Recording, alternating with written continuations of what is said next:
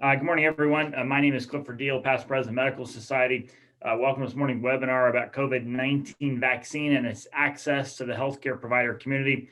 We're pleased to partner with the Virginia Department of Health and Dr. Danny Avula, director of the Richmond-Henrico Health District and recently appointed COVID-19 vaccine distribution coordinator for the COVID of Virginia.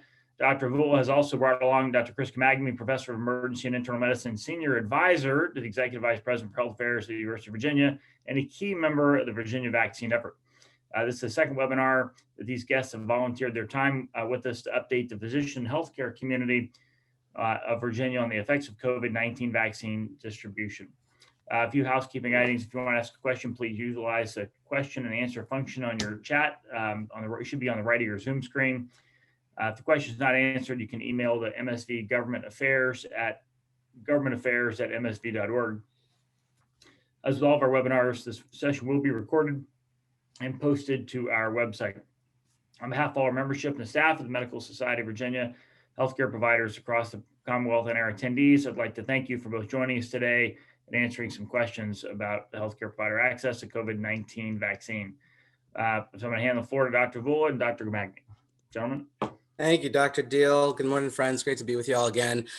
Let me kind of just give you a snapshot of where we are and what the weeks ahead look like, and then we can move to questions that you all may have. But and I do have a 7:30 that I need to get to, so Dr. G will kind of back me up if this goes over the 7:30 mark. But as of today, we're at 1.24 million doses administered.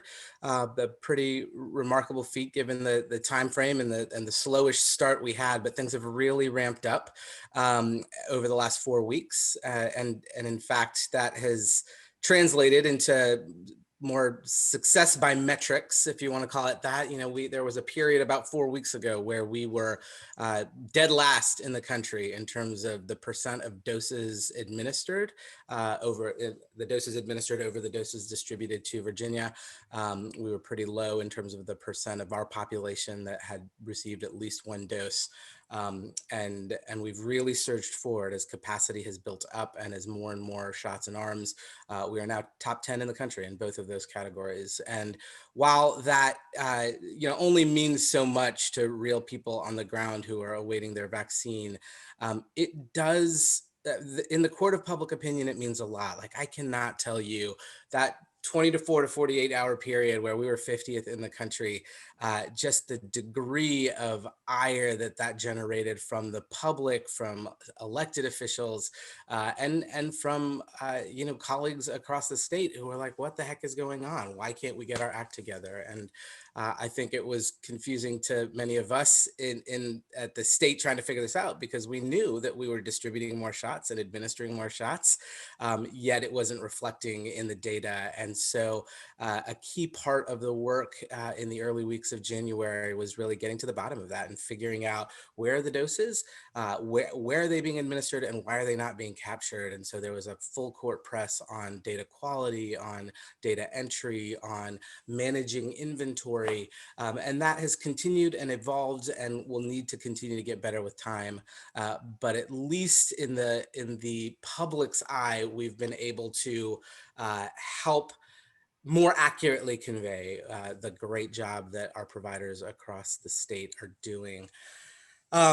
So what has happened is that the narrative has shifted, and I think accurately, to one where we had all of this excess dosage capacity to the reality of where we are right now in terms of new doses weekly. We're getting about 130,000 doses per week for the entire state. And so what that means is that when we use our allocation methodology, which is primarily population-based, that each community is getting somewhere around 3,000 to 4,000 doses. And that goes quickly. The ability to get vaccination out at scale is really significant across the state. I mean, just between yesterday and today, it was about 51,000 total doses in a 24-hour period. And there were 4 days at the end of January where we exceeded that 50,000 dose a day goal. And you heard the governor a month and a half ago say, hey, this is where we need to get that 50,000 doses a day. We're there. We clearly have the capacity across the state to deliver 50,000 doses a day. What we do not have is the supply, right? We would need 350,000 doses a week to get there, and we're still a ways away from that. The supply situation has gotten slightly better over the last 3 weeks. 3 weeks ago, we were at about 105,000 doses per week. And so that's ratcheted up to 130. That will actually increase significantly next week, where the allocation to CVS comes into the state. CVS announced last week that it was bringing 26,000 doses into Virginia. While that was incredibly welcome because it was about a 20% increase in our allocation, we didn't know about it. We didn't have any say in it. This was a federal government program that is directly allocating vaccine to large chains. There are plans for that to expand. I don't have a sense of how many that will expand by, but there will be many other pharmacies, retail, like chain pharmacies, Walmart, Publix, Giant, Safeway, among others, that will be phased in probably in 4-ish weeks, where they will get their own direct allocation from the federal government and funnel that into Virginia. That again is a good thing. The more doses in Virginia, the better. Where it has really been a struggle with CVS is ensuring that those are going to be accessible and available to the folks who need it most. You may have seen the media coverage this past week around CVS in particular, where we really, as soon as we heard their announcement, we were on the phone with their state and corporate leadership, really leaning on them to integrate fully into our state distribution strategy. And for various reasons, they were willing partners, but couldn't figure out a technological solution to prioritize our most vulnerable and the people who had already pre-registered on health department lists across the state. So what they've done is that they've limited access to their appointments for those who are 65 and over. And that's a good step, right? Like that is our highest priority population right now. And so having 26,000 more doses that they can access is a good thing. My concerns really are in who those 65-year-olds are, and the reality that with a wholly online administration system, this really favors those with internet access, those with family members who can get up early and check for appointments, those who have the ability to drive to Southwest Virginia and get an appointment. So there's some real equity and access issues that are brought on by this new federal program. But we will continue to work through those with CVS, and we've already reached out to some of those future retail partners who are going to be bringing new allocations into Virginia.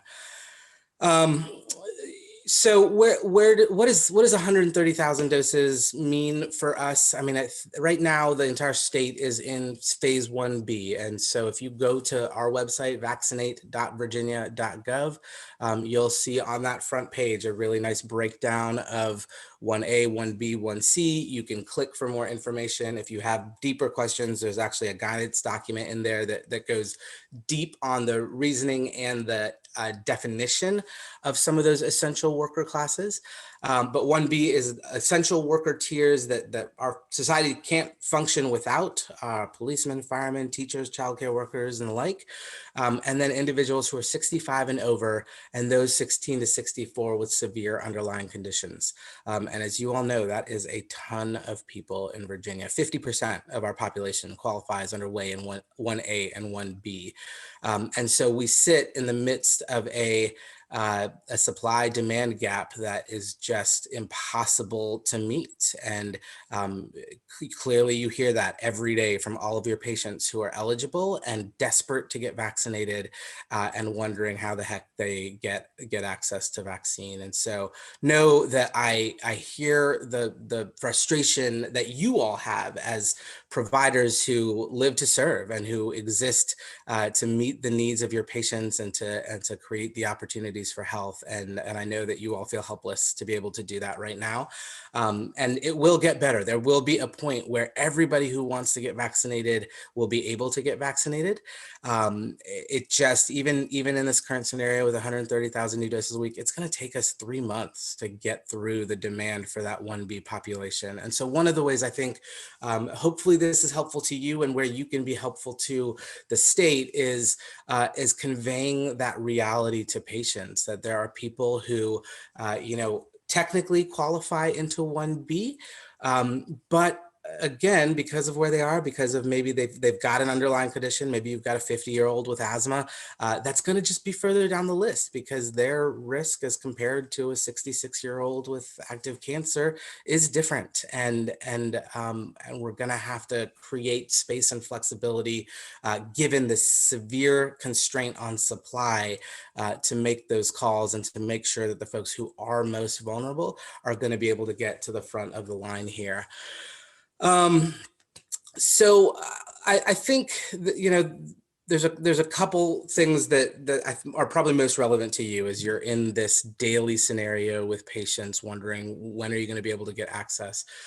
One, there are over 1,500 providers at this point who have successfully gone through the CDC process, have been approved as vaccinator sites, and who are standing, waiting, ready to receive vaccination. We are slowly layering those practices in. More and more practices get added to the list every week that are receiving amounts of vaccine.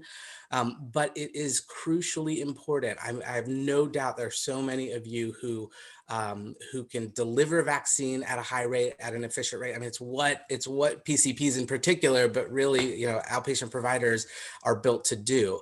But the data quality and data control issues that creates really require a degree of infrastructure and support that we are building at the state, but we're not there yet. I think one of our big challenges at the beginning of January was that we had so many endpoints and not enough people to really work with those providers, make sure that data entry was happening accordingly, and that effort, the tremendous effort that so many providers were offering, was translating into data that we were being judged by the public and by the federal government. So we are building that capacity. We're continuing to add providers every week. I do think in this next 4 to 6 weeks, you will see a significant increase in the number of providers who are able to access vaccine and get it to your patients. I hear every day from providers who say we can do 1,000 a week, and I hear that, and I want you all to know that right now capacity is not our issue. Right, we have tons of ability to get vaccine out at scale. It really is supply, and the name of the game for us is finding the balance between efficiency of delivery, because we are going to continue to be judged on every dose as a life saved. We need to make sure those are getting out as quickly as possible. And equity, because we know that our 65 and up population, and we know that our African American and Latino populations are at significantly higher risk of hospitalization and death. And we've got to figure out how to get the doses out quickly and to the folks who need it most. I think there's another key role in a conversation earlier this week with Dr. Epps in the Lynchburg area. He just again reminded me that no one is going to be better than you guys at convincing those patients who are hesitant about vaccination to do it. Right? They trust you, they know you, they're going to take your guidance, and that is a huge need moving forward. It's not where we are now. I mean, the demand clearly exceeds the supply, but it's work we've got to be doing now in your daily conversations with patients. And so my hope would be that you all have a better understanding of the scenario. You can convey that to your patients. You can help them know that it's coming, that they'll need to probably wait 2 to 3 months until we get through the entirety of 1B.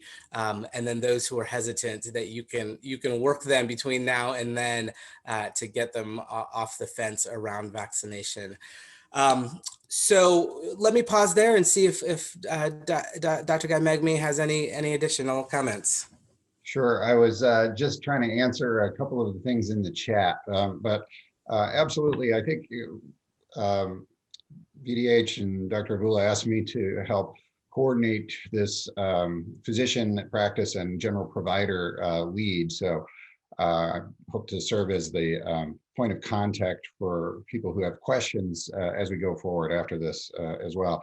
Putting your head around this, I think we're looking at really 3 phases of the effort, and I put those as sort of your startup phase, your medium, fast, intermediate phase, and then your third, which is the long-term phase. So the startup, hopefully we're kind of near the end of the startup and getting into this medium phase. And so that was where the vaccine was pushed out through some vaccination events, going through local health districts, of course, getting the healthcare workers vaccinated. And that sort of has been the mode that we've been in right now. Now, a couple of weeks ago, the allocation methodology was changed so that the local health districts had much more influence over where vaccine doses were going. And I think that pivot, that transition is what we need to see in terms of bringing in more people like Danny talked about. And that includes, of course, your practices.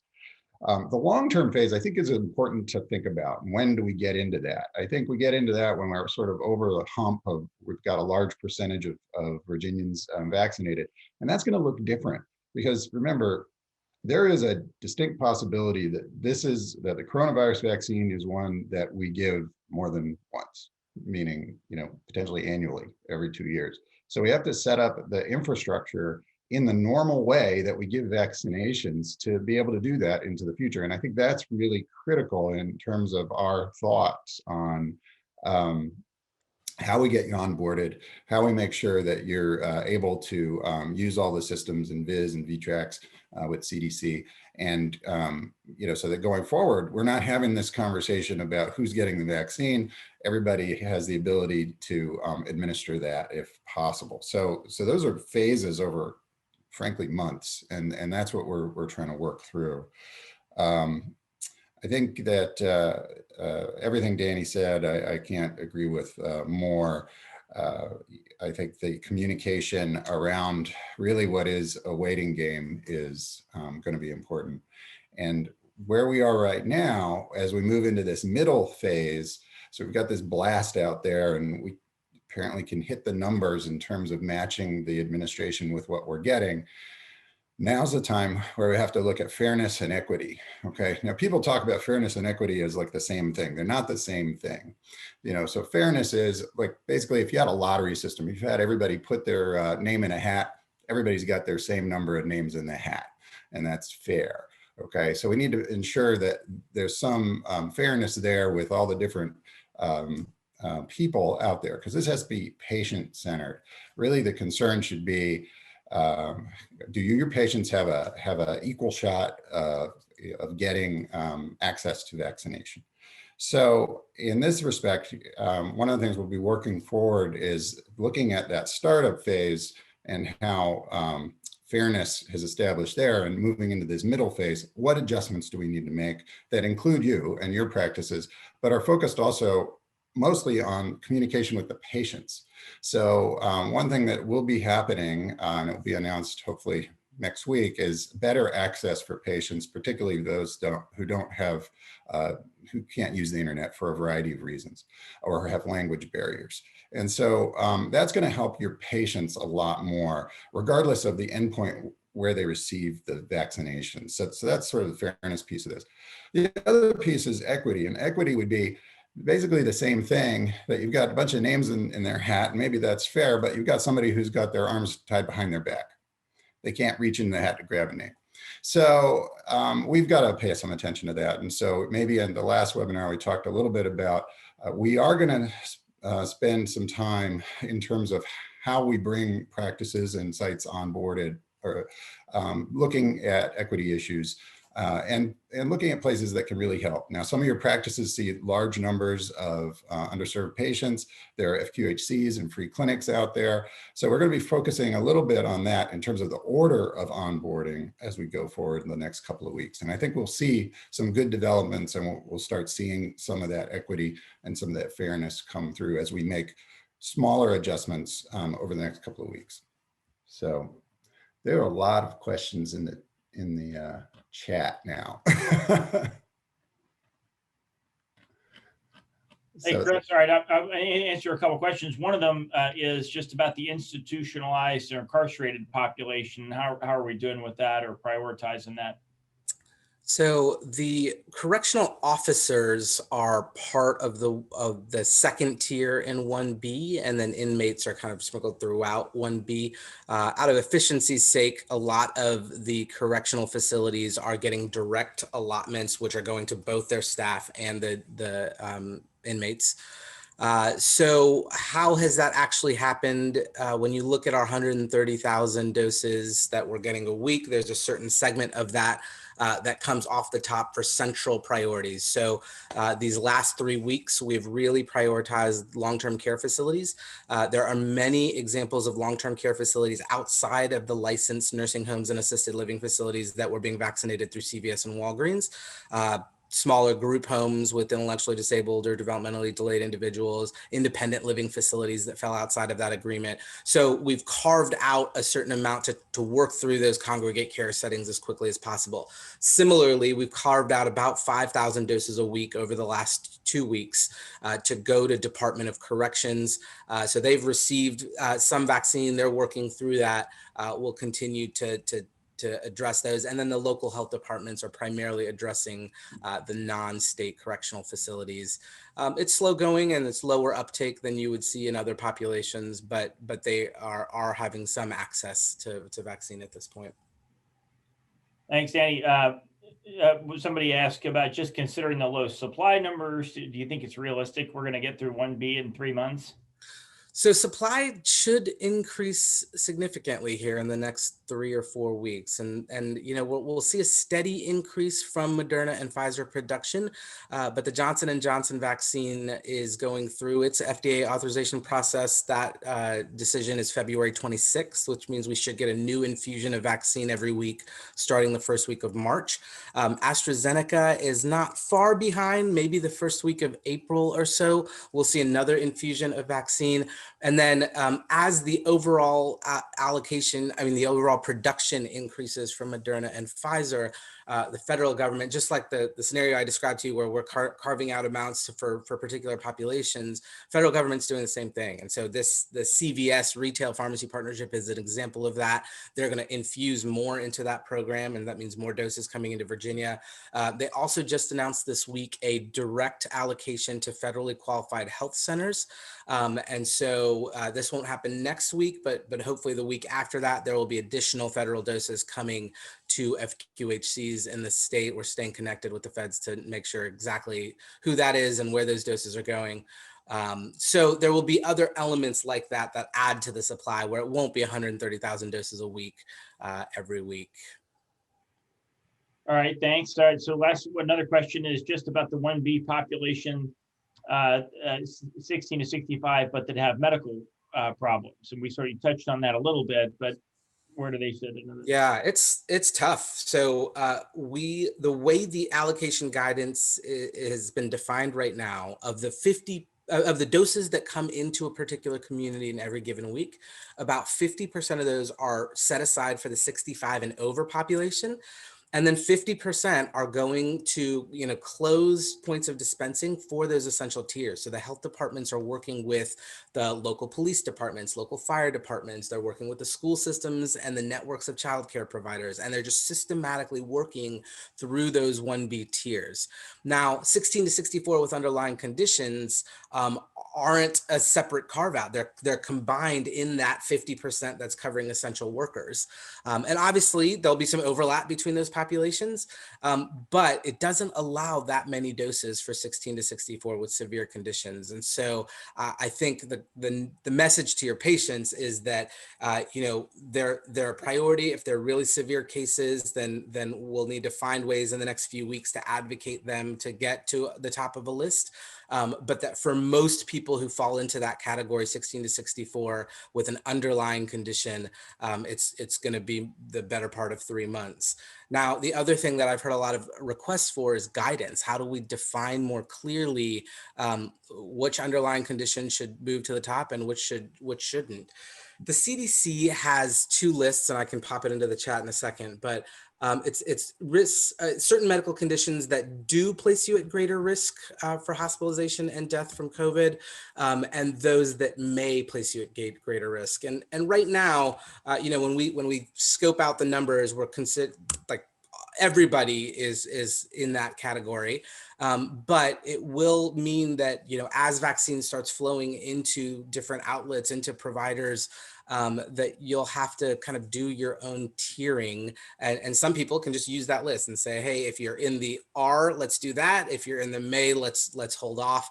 I know that is going to be really challenging when you're sitting in front of a patient, because each one is going to have a story that feels super compelling and potentially does put them at higher risk. And so it's impossible to write an algorithm that weighs, a 45-year-old in cancer remission versus a 60-year-old with lupus, and all of the different factors that go into play. Where do they live? Who do they live with? What is their job?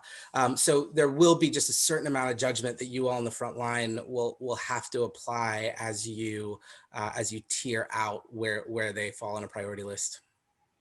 Somebody asked about, can Virginia legally support vaccination status as a condition of employment for essential workers? I'm going to answer this one, and then I'm going to hand off to Chris because I've got to jump. But because the vaccines are currently under what's called an emergency use authorization from the FDA, there is no legal way from a governmental standpoint to mandate vaccine. Now, what I don't know yet is, do private organizations have the ability to require vaccine? I don't think so, but I haven't gotten a clear answer from the legal folks yet. All right, let's do this again. Thank you very much. Yeah, thank you guys. Take care. All right, Chris, thanks. Let me see if there are any other questions in the chat. Somebody was asking, which is a little bit about just about vaccine hesitancy, that we're getting some pushback not only from healthcare workers, but other people. And what are we doing about that? Yeah, it's a real thing. We've seen in the long-term care facility employee group in particular that the initial uptake for your frontline workers, your aides, your techs, your folks who work in the facility was somewhere around 50%, in some cases less. And so we have been using our long-term care facility task force to try and communicate better with the management teams in those areas, to try and do some role modeling, do other Q&A sessions, and we've provided at MSV a lot of information to people to try and get that group more open to receiving the vaccination. I think, as Danny was just saying, eventually, when the vaccines are more fully approved, I think you will probably see in healthcare settings that it'll be more required. I think at the more general population, the larger population, a lot of this is about relationships. And so I think it's a point that's been very well taken by our primary care colleagues, people in this group and in the family medicine group, that, physicians have good established relationships and the level of trust. And so as we are looking at this vaccine hesitancy, I think it's more reason why we need to get your practices direct allocations and the distributions of supply. So I think that will be an essential tool. And then there are a series of, it's probably not really a series, but there's an effort to have some of these sort of medium scale community events, pop-up events in neighborhoods where there is a lot of vaccine hesitancy. It's been an open conversation that in the African-American community, there's been a lot of mistrust of the vaccination and healthcare system in general. And so trying to get through to that population by meeting through churches, community groups, pop-ups in parking lots in the neighborhood and things like that has been another. Can you talk about what you guys did, how you partnered with Dr. Fauci last week with the PASPR program? Just share that with this group so they know. Yeah, I wasn't really involved with that, so I don't have the details so much, but I think it was a good example of using somebody who has credibility, somebody who has trust, and then linking them, meaning Fauci, and linking that person with pastors in the African-American community, trying to speak directly to their congregations and their their followers, just to try to break down some of those barriers. But yeah, Dr. Deal, I don't have specific. No, that's okay. But I just, I mean, somebody else in the chat earlier talked about, hey, maybe we should partner with the public libraries. That's where the homeless hang out, and doing some of these things. But I think you guys at the state level are looking at how do we get equitably and fairly distribute vaccine to some of those at-risk populations. Okay. There was a question in the Q&A that I can start to address. From Richard Morton. Says Fairfax has administered 52% of its vaccine doses distributed as of yesterday. Norfolk has administered 23%, and they received 330,000 between them. Is it reporting lag, or is there a plan to redistribute to those health districts that have performed better? So yes and yes. There is definitely some reporting lag with those larger numbers. One of the things that has been a struggle has been the 2-dose problem. You need to have a plan for second doses, and the supply chain has not been as reliable as you would hope. And what I mean by that is that for every patient who you give a first vaccine, you need to have a plan for the second one. And we've heard different kinds of messaging, first from the federal government, and then VDH said, okay, let's try and do this, of not holding back second doses and giving a lot of first doses. Now, I can tell you from behind the scenes, what that creates is 3 to 4 weeks down the line, you're suddenly scrambling to identify where you're going to get your second doses from if you've already used them for your first doses. And the risk then is that you can't, in week 4, give as many first doses as you did the prior week. So you have this very uneven supply flow.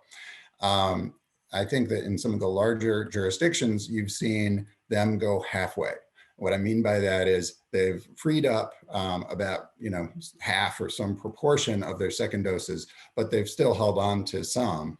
And that's why you see some of those larger numbers. There's a real question, is that a bad thing? And I think there are honest disagreements about what the right way to do that is. Ultimately, you look 4 weeks ahead of time, these are parallel flows and everybody's going to get those doses. So I think we have to take a little bit of a long view on that if that's one of the routes. In terms of redistribution, yeah, there is an active process right now where folks that have excess, they're moving the doses between endpoint sites in their districts and sometimes out of other districts. A couple of the districts in South Central or South Side Virginia have really had some lag, and we've had to move doses that are from areas that have extra, and I'm not saying Norfolk in general, and I'd have to verify that number, where that 23% number came from. But,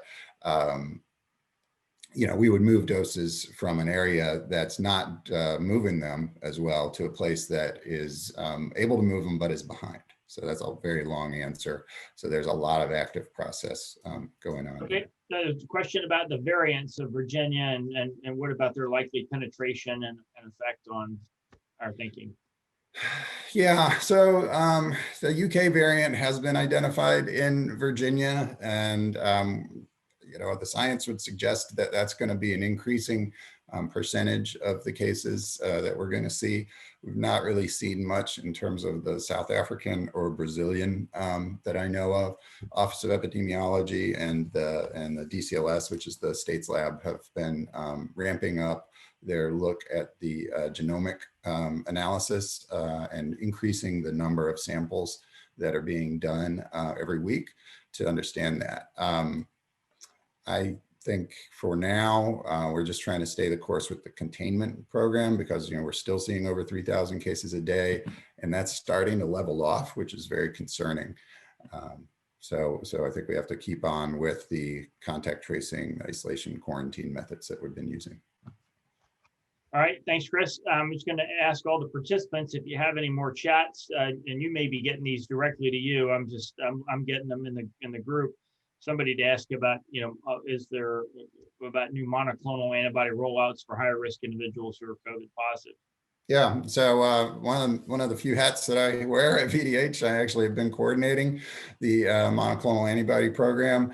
And what we have now done is we have been working with all the major health systems as well as long-term care facilities and dialysis centers so that they are established as infusion sites. I'm hopeful that in the beginning of this coming week, we'll be distributing a letter from VDH to all the clinicians that will give you referral information for any one of those sites. So if you're in your office and you see a high-risk patient who has COVID, but doesn't require hospitalization, that there will be at least, and if one, if not more than one, site in your region where you can refer a patient to get the monoclonal antibodies. So for those of you who are less familiar with the topic, the monoclonal antibodies are under an EUA for non-hospitalized mild to moderate COVID patients who are at high risk for complications. And there is some controversy about how effective they are, but one thing that has really come out is it does seem to reduce the need for hospitalization by up to about 70%. And that's been borne out now in real world experience through observations in many, many states. And I think at my last count in Virginia, we had administered somewhere over 3,000 courses of therapy for these patients with very high level of safety, very low adverse effect, and we are seeing very low admission rates.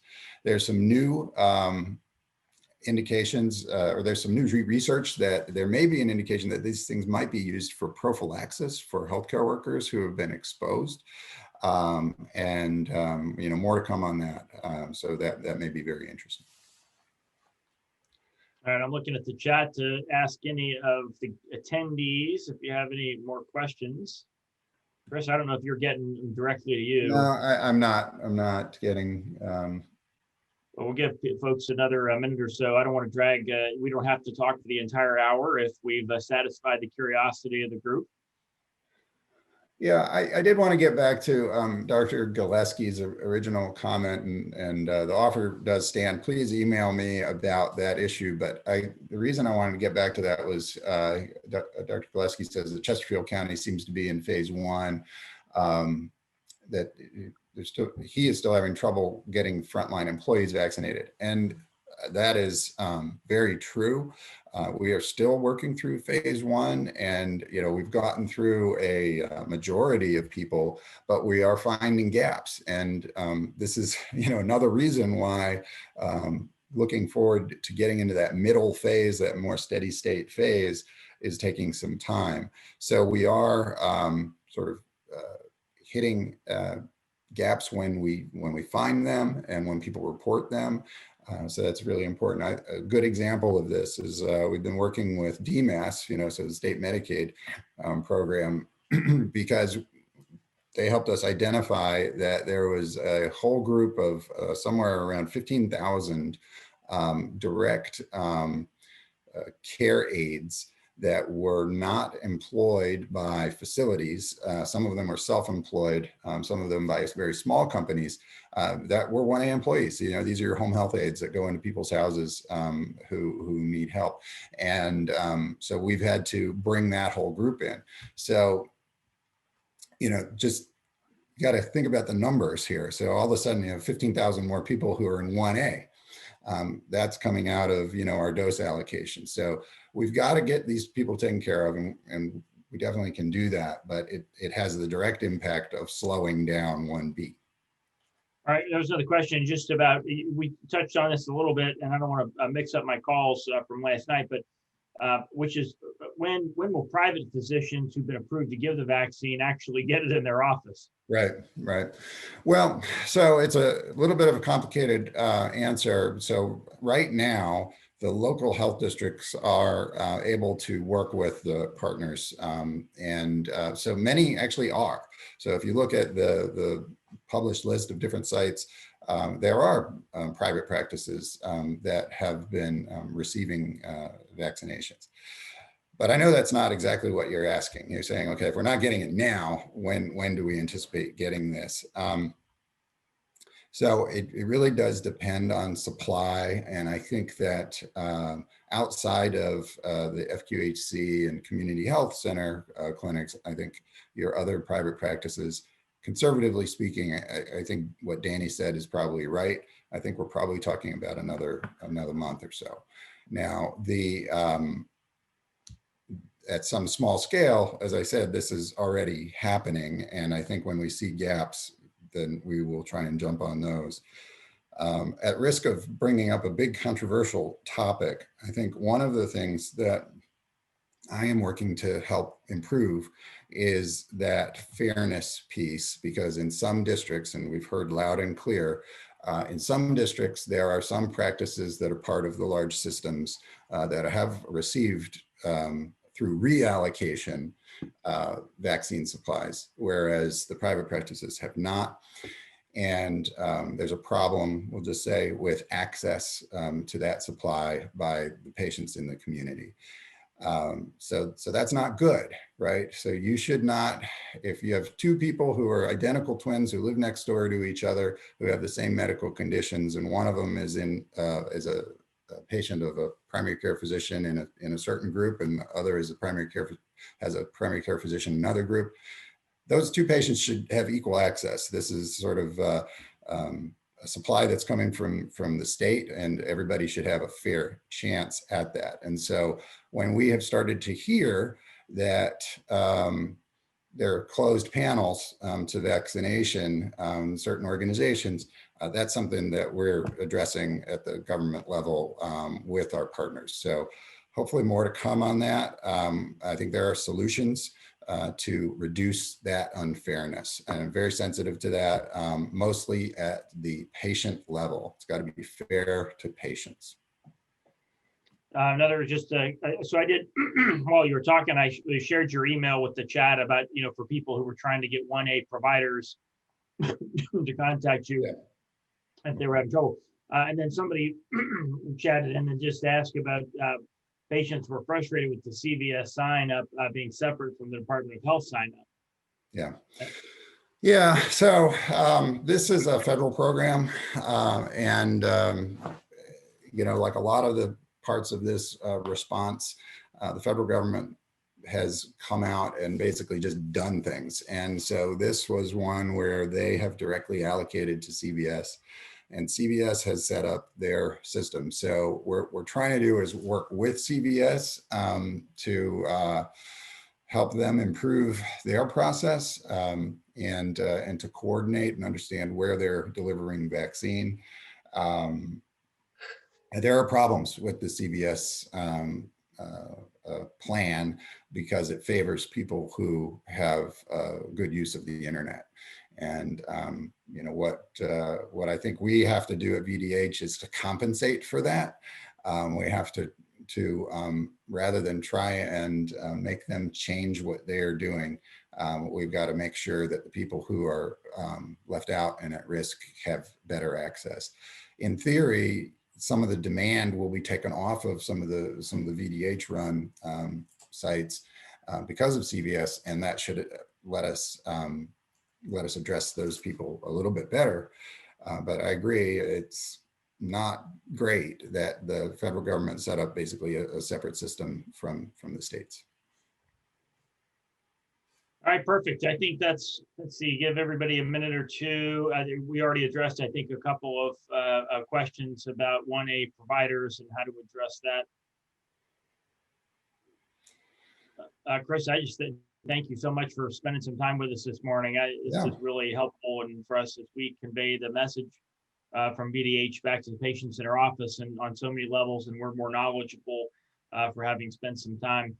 Sorry, Bruce Silverman types in, where is the list of private practices giving vaccines? Yeah, there's a dashboard that's coming out. I think it is out. It may be out soon. It's not the easiest one to read, but for healthcare professionals, it's called COVATS. So I think that if it's not live now, early this coming week, it should be. And it's very transparent. This is what I'll say.